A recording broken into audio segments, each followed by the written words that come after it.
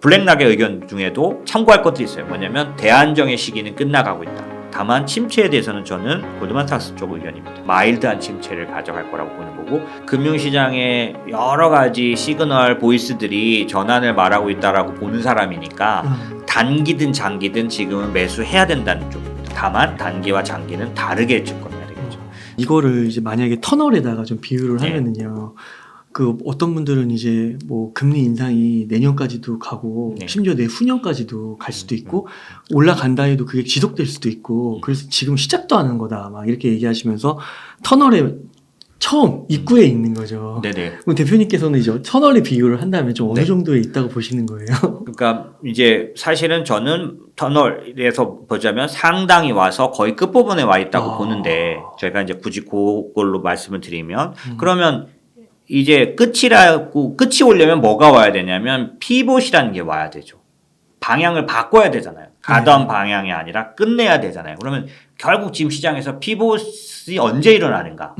예, 그걸 구체적으로 금리 인하라고 지정한 사람도 있지만, 저는 금리 인하가 분명히 피봇 맞는데 광범위하게 그 속도 조절부터 멈추는 거, 사실 더 정확하게 멈추고 인하해야 하는 게 피벗이 맞겠죠. 하지만 속도 조절이 그 시작일 거다라고 보고, 어찌됐든 멈춘다, 금리 인상을 멈출 수 있는 피벗이 언제 일어날 수 있느냐라고 하면 이건 굉장히 주식시장에서는 중요한 포인트죠. 그때가 사실은 투자의 적기일 테니까요. 그죠? 전환에. 그럼 피벗이 일어날 수 있는 방법은 세 가지가 있다고 보는 거죠. 저는. 그게 뭐냐면 첫 번째, 모두가 행복한 피벗. 이건 뭐냐면 인플레이션이 뚝뚝 떨어져 버려가지고 이렇게 긴축할 이유가 없어져 버리니까 내년 초라도 연준이 이제 금리 인상을 멈춰버리는 거죠. 인플레이션이 만약에 현저하게 떨어진다면 그렇게 할 겁니다. 그죠? 첫 번째 피벗은 그거. 두 번째 피벗은 강제 피벗이라는 거죠. 이게 뭐냐면 지금 한국에서 신용 사건이 일어나고 있는데 잘 안 꺼졌다면, 미국에서 지금 국채 불협화음이 터졌는데 결국 터져버리면, 그러면 코로나처럼 뭔가 터진 거라서 어떻게 돼요? 시스템 리스크를 막으려면, 최종 대부분 기업의 부도를 막으려면 뭐 인플레이션이고 나발이고 내려야 됩니다. 그죠? 예, 그게 강제 피봇. 일어날 수도 있겠죠. 만약 금융시장이. 근데 그 전에 막으려고 하겠죠. 세 번째가 바로 그건데, 선제적인 피봇. 이게 지금 일어나고 있는 거라고 보는 겁니다. 금융시장의 불협화음을 연준이 캐치했고, 이 불협화음은 너무 빠른 속도로 올린 것 때문에 일어나기 때문에 일단은 속도 조절을 표명하지만 결국에는 인플레이션만 따라준다면 멈추는 데까지 갈 거다. 이렇게 보는 거죠. 그래서 저는 선제 피봇을 보는 쪽입니다. 그러니까 그렇게 생각하면 거의 터널의 끝부분에 와 있다라고 보는 거죠. 근데 이 터널의 시작이라고 말하는 분들은 이 금리 인상뿐만이 아니라 이제 침체도 온다는 얘기잖아요. 그죠? 침체에 대한 걱정도 있는 거잖아요. 그러니까 지금 제가 말씀드린 피벗은 금리 인상에 대한, 인플레이션에 대한 문제만 다룬 거고, 현재 월가에서는 거기까지 나가는 의견들이 나오고 있어요. 그러니까 연준이 멈출 수는 있을 것 같다. 그 사람도 금융시장의 불협화음에 대해서는 인정하는 거예요. 멈출 수는 있다. 하지만 과거에는 멈춰 서기만 하면 주식시장의 대반전이었지만 이번엔 그렇지 않을 거다. 왜? 침체가 그 뒤를 때릴 거기 때문에 추가적인 하락을 봐야 될 거다라고 말하는 쪽인 거 나온 거죠. 그러니까 지금 제가 이제 뭐 소개를 드리자면, 대기는 크게 의미가 없는데 블랙록이 이제 그런 쪽이에요. 기본적으로 예전과 그레이트 마더레이션이라고 해서 지나간 30년과는 이제 다를 거다. 지나간 30년은 어땠냐면 연준이 이런 행보를 거쳤죠. 뭐냐면 균열이 조짐이 보이면 바로 멈추고 금리를 동결한 다음에 심할 때는 내리기까지 했어요. 이게 2019년도 사례입니다. 2018년도 12월에 제롬 파월이 기자들이 물어봤을 때 오토파일럿이라고 말하면서 금리 계속 올릴 거다라고 말했어요. 근데 바로 균열돼서 무너져 내렸거든요.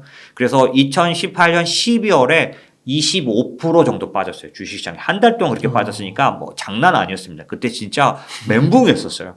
그런데 그렇게 했던 제롬 파월이 바로 1월 달부터 점도표나 표현에서 아까 제가 말한 것처럼 약간의 다른 표현들을 쓰기 시작했고, 그러더니 7월에 금리를 인하해버렸어요. 연속 3번. 그러니까 12월에 말했던 제롬 파월은 그 정도 있다가 내리면 안 되죠. 근데 제가 그래서 여러분들에게 말하는 거예요. 연준은 바로 돌아설 수 있어요. 지금 강경하게 말하고 다음 달에 바로 바꿀 수 있어요. 그러니까 그런 건 믿을 게 없는데, 어쨌든 그렇게 할 수 있었던 이유는 대안정기, 뭐냐면 저금리, 저물가 시대였다는 거죠. 저성장. 이때는 돈으로 이걸 막아왔기 때문에 조짐이 보이면 동결하고 만약에 조금이라도 어려울 것 같으면 내려버릴 수 있었다는 거죠. 근데 지금은 그레이트 인플레이션이 높기 때문에 지금은 문제가 생겨서 멈출 수 있지만은 기본적으로 연준이 지금까지 얘를 조절하기 위해서 해놓은 금리가 워낙 강하게 올랐기 때문에 긴축에 의해서 시장은 무너져 내릴 수 있다. 침체는 과거처럼 미리 방어한 게 아니라서. 아까 제가 뭐라 그랬냐면 조금만 균열이 보여도 동결하고 좀 심해 보이면 내려버렸다 그랬잖아요. 지금 절대 내릴 수도 없으니 그리고 속도도 엄청나게 빨리 했기 때문에 멈추는 순간에 잠시 기뻐할 수 있을지는 모르지만 기본적으로 그 빨리 올린 금리에 의해서 무너져 내리는 침체를 이제는 반영해야 된다. 왜? 늦었을 테니까. 예전에는 빨리빨리 대응했는데 지금은 그 인플레이션 때문에 강경하게 대처했기 때문에 늦었을 수 있다는 게 블랙락의 의견이고 최근 리포트가 나왔는데 흥미롭습니다. 한번 보시면 좋겠고 반대로 골드만삭스는 상당히 나이스한 그런 시장을 지금 현재 최근 나온 리포트 이름이 뭐냐면 Another Step on the Narrow Path. 좀 좁긴 하지만 연착륙으로 가는 또 다른 길이 있다. 이렇게 말한 거예요. 그러니까 얘는 침체가 얕을 거라고 보는 거예요. 야, 또 이렇게 갈리네요. 골드만삭스 입장에서. 예. 그래서 그렇구나. 지금 말씀드린 것처럼 블랙락의 의견 중에도 참고할 것들이 있어요. 뭐냐면 대안정의 시기는 끝나가고 있다. 이거는 좀 참고해야 될 것 같고요. 다만 침체에 대해서는 저는 골드만삭스 쪽 의견입니다. 마일드한 침체를 가져갈 거라고 보는 거고 연준이 아직 늦지는 않았다. 그러니까 무슨 얘기냐면은 늦을 수 있을 것 같아요. 제롬 파월이 말한 대로 속도 조절 상관없어 괜찮아 나는 더 많이 올릴 거야 라고 해버리면 진짜로 그렇게 간다면 그러니까 고집스럽게 지금 뭐 제레미 시걸이라든지 이런 사람들이 말하는 연준이 잘못된 걸 보고 있다. 자기 고집을 부리고 있다. 제롬 파월이 자기 일신상의 문제 때문에 자기만 이미지 나빠지지 않으려고 역사에 남기 위해서 강경하게 나가고 있다. 이렇게 지금 불협화음이 금융시장에 화음이 나오고 있는데도 그 다음에 또 다른 여러 가지 의견이 나오는데도 참고를 안 한다면 상당한 부분이 침체로 나타날 수 있을 거 아닙니까? 그렇게 된 길로 갈 수도 있지만 현재 속도 조절이 나온 걸로 봐서는 제가 하는 한은 이런 정도 시그널이면 전환은 일어나고 있는 거기 때문에 이럴 경우라면 얕은 침체로 갈 수 있다. 저는 이제 이렇게 생각하는 거죠. 투자적인 관점에서 봤을 때 네네. 이제 이걸 좀 여쭤봐야 될 것 같은데 너무 흥미로운데요. 현재 시점에서 만약에 그러면 좀 현금 여유가 있으면 주식 매수는 어떻게 해야 되는 거예요? 그러니까 저는 금융시장에 여러 가지 시그널 보이스들이 전환을 말하고 있다라고 보는 사람이니까 단기든 장기든 지금은 매수해야 된다는 쪽입니다. 다만 단기와 장기는 다르게 접근해야 되겠죠. 단기는 전환이 일어난다라고 했을 때는 장기까지도 혜택이 있겠지만 만약의 경우 그 전환이 일어나지 않는다면 하지만 미국 같은 경우는 중간선거라든지 한국 같은 경우 외국인 매수 같은 걸 통해서 마지막 그 12월 달까지는 반등의 시장이 길어질 가능성이 충분히 있어요.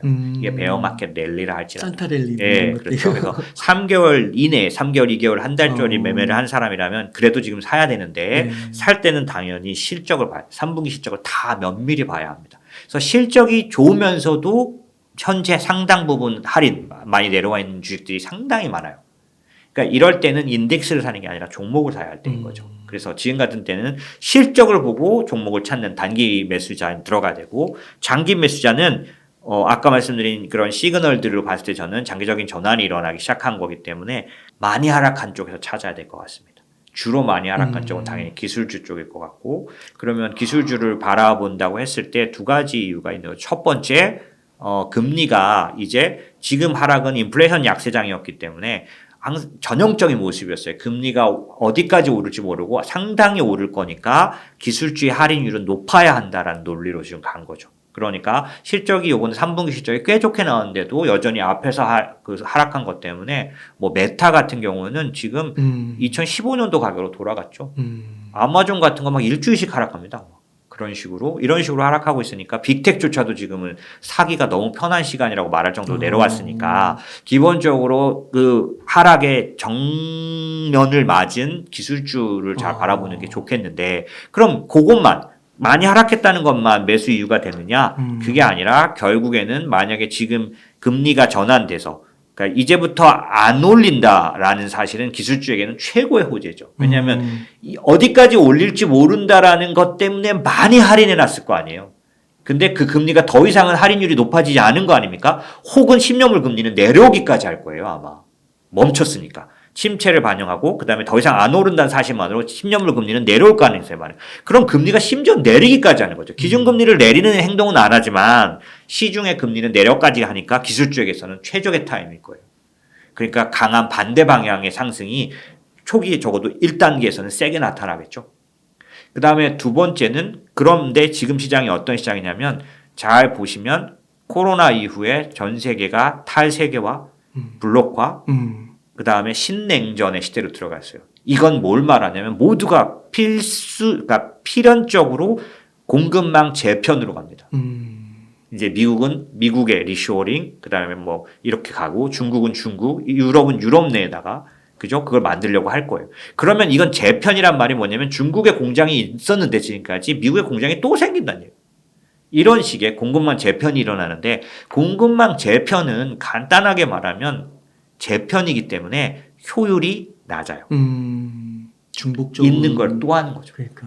거기다가 지금 현재 상태에서 미국이 강제로 하는 거니까 엄청나게 많은 투입 비용이 들어가요. 이걸 사실은 민간 기업은 못할 것 같고 정부가 할 겁니다. 네. 정부는 살아남아야 하니까. 그래서 만약에 그렇게 해서 들어가면 얘는 굉장히 비효율적인 투자, 중복 투자가 될 거잖아요. 그럼 이 상황에서 그 상황을 일어나긴 할 건데 이 상황에서도 이기는 기업은 어딜 거냐?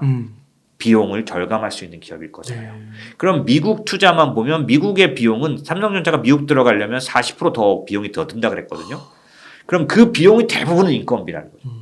결국에는 제가 보기에는 비용을 낮추는 방법은 두 가지밖에 없는 거죠. 그게 뭐냐면 첫 번째는 생산성이라 그래서 뭐 예를 들면 인건비를 없애면 됩니다. 많이 해고 사람을 덜 쓰는 거죠. 그러니까 내가 사람을 덜 쓰는 산업으로 전환하는 거죠. 근데 이게 만만치는 않겠죠. 두 번째 방법이 뭐냐면 기술에 의해서 생산성 증가를 급속도로 가져오는 거예요. 혁신 기술에 의해서 사람을 안 쓰고도 사람을 덜 쓰고도 똑같은 결과를 내는 방법을 찾는 거죠. 그러면 제가 보기에는 밸류체인 재편에서 가장 큰 힘을 발휘할 건 기술일 거로 보는 거죠. 비용을 떨어뜨리는 기술. 그런데 사실 이 제일 선두주자가 테슬라예요.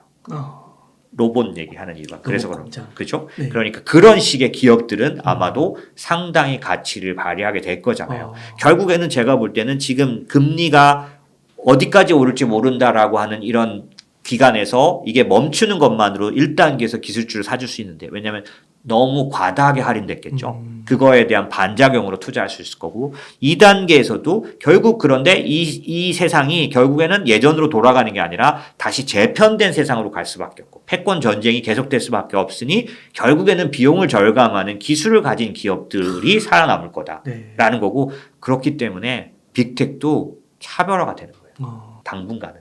하지만 시간이 지나면 1년이든 2년이든 지나면 메타가 메타버스를 버리고 고집을 버리고 생산성 쪽으로 전환한다면 빅테의 가장 큰 가치는 제가 보기에는 FCF예요. 뭐냐면 프리캐시 플로우라는 거죠. 갖고 있는 현금. 이거를 어떻게 하냐면 지금은 웬만한 작은 그 중급 회사들도요. 신규 사업에 그냥 안 뛰어들어요. 자기가 들어가려는 산업에서 성공하는 걸 확인한 다음에 그러고 나서 그대로 합니다. 걔를 사거나. 예, 보편화돼 있어요. 이게 빅텍이 썼던 방법이거든. 그런데 그러려면 현금이 있어야 되잖아요. 빅텍은 현금을 들고 있다는 장점이 있어요. 그래서 지금 당장은 차별화 선택해야 합니다. 빅텍도. 저한테 물어보면 아마존 뭐 이렇게 물어보면 저는 마이크로소프트가 제일 예뻐 보여요. 여러 가지 면에서. 지금 이제 앞으로 가는 공급망 재편의 경쟁은 사실은 좀 여러 가지 그러니까 예상되는 전쟁인데 이 전쟁에 마이크로소프트는 굉장히 유리해 보여요. 지금 기술 기업들이 매우 커다란 도전에 직면했습니다. 이전에 2015년도부터 시작된 플랫폼 혁명은 어떤 거였냐면 점유율 경쟁을 한 다음에 악가지를 내서라도 쿠팡처럼 적자를 보면서라도 점유율을 늘리고 나면 그 다음에 몇 년간은 엄청나게 승자 독식을 먹는 그런 게 플랫폼 기업의 다른 산업으로 다 퍼져갈 수 있었잖아요. 그 향유 기간이 이제 끝이 나고 새로운 또 경쟁 구도로 들어갔어요.